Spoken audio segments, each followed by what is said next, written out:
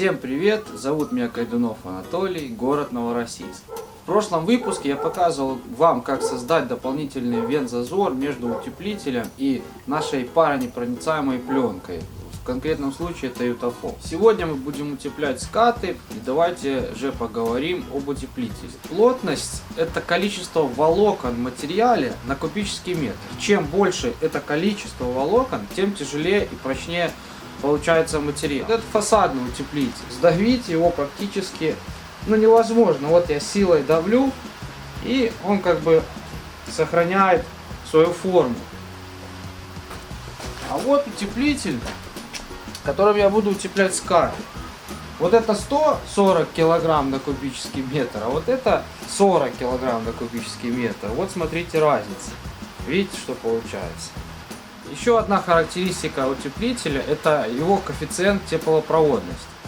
Это количество энергии, которое проходит через утеплитель за определенное количество времени. Получается, что чем меньше будет вот это значение, тем дольше утеплитель сможет сохранять тепло в помещении. Я на скаты выбираю утеплитель плотностью 30-40 кг на куб, а на перекрытие буду использовать утеплитель плотностью 15-20 кг. Итак, по теории мы немножко же пробежались. Давайте все-таки начнем работать.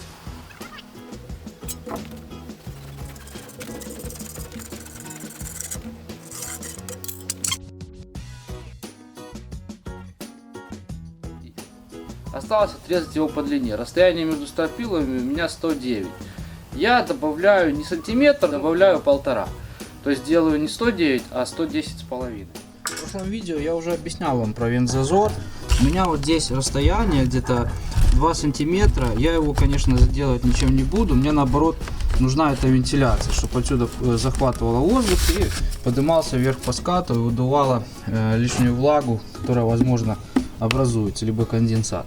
Если же у вас это расстояние больше, там сантиметров 15-20, там, в зависимости от конструкции крыши, конечно, тогда лучше сделайте ветрозащитный карман. И утеплитель, соответственно, высокой плотности используйте, потому что если мягкий утеплитель будет, его просто может выдуть ветром. Такие случаи были, ребята вскрывали кровли, и утеплителя просто его нет. Его просто постепенно выдувает волокна, подхватывает, вырывает ветром и их выдувает. То есть вы утеплили, через несколько лет у вас здесь утеплителя просто нет. Прекрасно стал на свое место и плотненько прижался к мурлату. Дальше мы берем дюймовку доску, отмеряем между стропилами. Я меряю где-то на 2-3 мм больше, чем надо. Потому что если вы отрежете меньше, он просто одному, если работать, просто неудобно будет его монтировать. Доску надо держать, поэтому лучше чуть-чуть больше отрезать, молотком забить потом.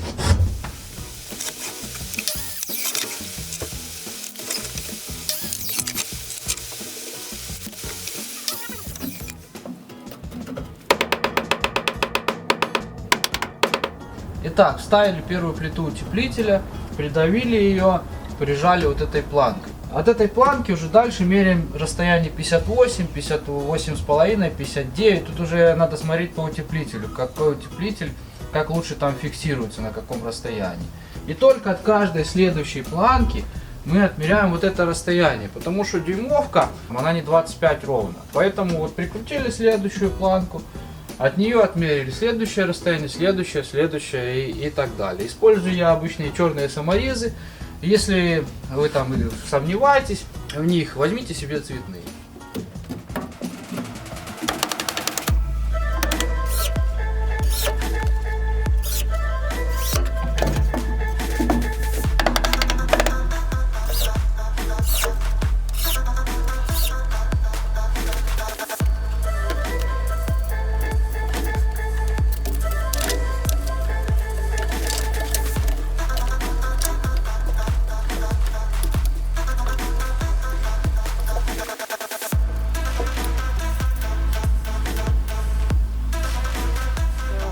Это я вам показал, какой пылью вы будете дышать, если не будете использовать респиратор.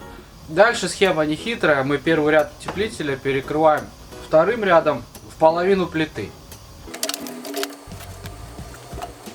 Вот видите, для чего эта планка? Утеплитель просто так будет болтаться. Точно так же дальше крепим эти планки. Сейчас ставим первую, от нее меряем вторую, от второй третью и так далее. Все дерево обязательно предварительно обрабатываем антисептиком. Как я это делал, можете посмотреть в предыдущем видео.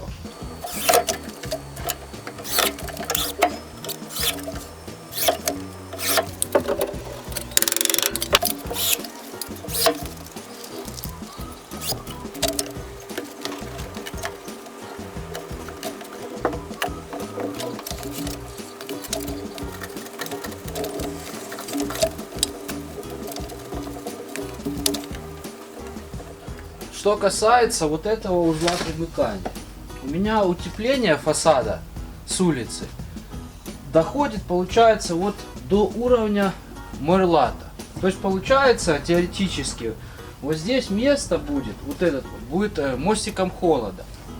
В нашем случае я не рекомендую вот здесь делать утепление стены с этой стороны. Потому что стена, она не будет прогреваться изнутри. Наоборот, это может сделать только хуже. То есть теплый воздух не будет греть стену. Наоборот, стена должна прогреваться и таким образом выталкивать точку росы дальше на улицу.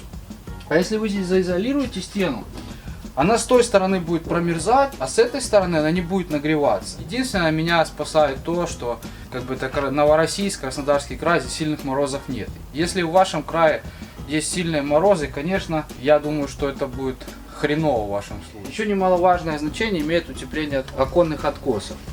Но, к сожалению, я сегодня уже не успею это все сделать и вам показать. Поэтому это я вам покажу уже в следующем выпуске.